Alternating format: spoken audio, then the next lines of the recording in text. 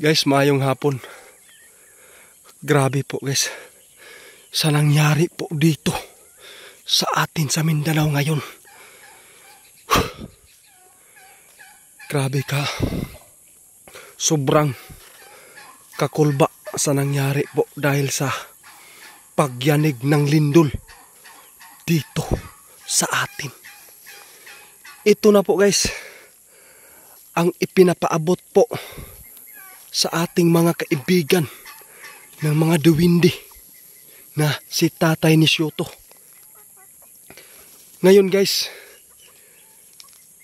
emergency, nagdali-dali ang atuang kaibigan nga duwindi. Nga gipaan higit ta karon tungod sa nahitabo ganiha. Grabe. Sa dihang pinakalit ang iyahang pagpaabot sa tuwa karon nga paanhion ta diri guys. Ngayon, sa lahat po ng mga baser natin, kumusta na kayo? Nakita ninyo ang sinasabi ng mga kaibigan po namin na mga diwindi. Ito na ang nangyayari ngayon. Ang sinasabi po ninyo dito sa video po namin. Nagpapaabot lang po ang ating mga kaibigan kung nangyayari na. Pero ano po ang nangyari ngayon dito sa Mindanao? Diba? Pipila lang kaadlaw nga gipaabot na sa tuang amigo nga diwindi nga dito maghanda po dito sa Mindanao dahil may mahitabo nga pagyanig na lindol. Dito guys, atuang isaysay sa ilaha guys kaning mga baser diri ah. Pero si kaibigan karon mahibal-an ninyo kung unsa man ang ilahang ipaabot sa tuwa karon. Tay, maayong hapon tay. Oo tay, nangumusta sila sa tuwa tungod sa nahitabo ganiha. Mas maayo pa ang atuang mga kaibigan nga diwindi nga nakakita gyud nga dapat gyud daw mag-amping ta tungod kay naagyoy paparating nga pagyanig nga lindol diri sa Mindanao. Tay, tinuod jud ka tay. Bahala na ng mga baser diya tay nga magpapaabot lang daw ka kung nahitabo na.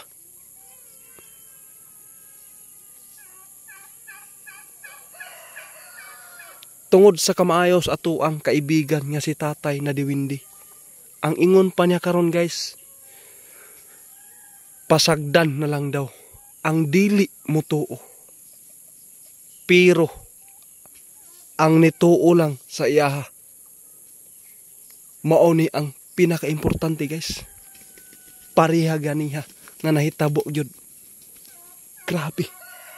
Sa dihang pag-atak gyud.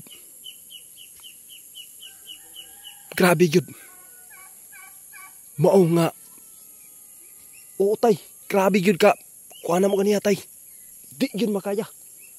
Tungod sa ka kusog. Limang ka ng 7.6 man yata to. Tay. Tinuod ka tay? Muna yung nakita karon tay? Diyos ko. Manginaot ta. Nga dili na ni may tabo tay.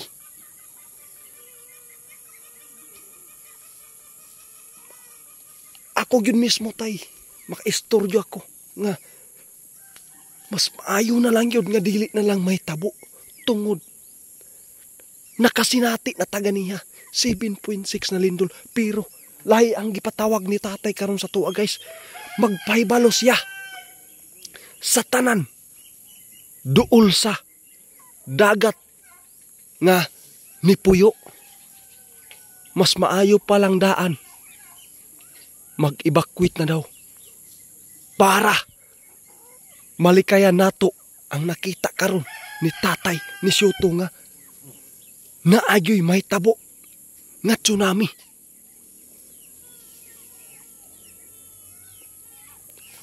Tingnan nyo po guys ang nakita ni tatay ha, na ang sa Cebu masundan. Pero karon nahitabo gyud, nasundan gyud. Mao ni ang nakita karon ni tatay diri sa Mindanao. Naapa daw pinakakusog nga pagyanig na lindol. Diyos ko.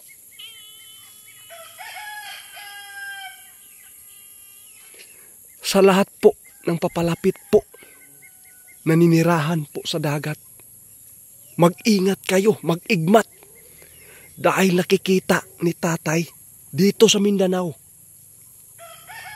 At saka dito, grabe yun, naigo ang mati karon. Mag-ingat kayo dahil malapit po kayo sa dagat. Ito po yung sinabi ni tatay. Tay, salamat yun sa imuhang pagpahibalo sa amo karon para yun mga makapangandam ni tay.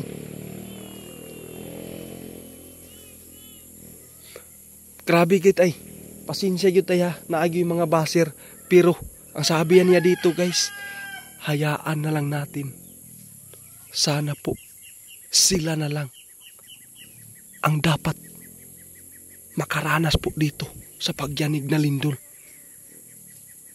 Dapat ang mas mga buutan ng mga tao nga nito sa iya guys para makapangandam. Dili na lang ta mahitabo gyud diri Tay, di ko magdugay diri tay ha. Ako ang idali ni tay para makaibalo ang tanan.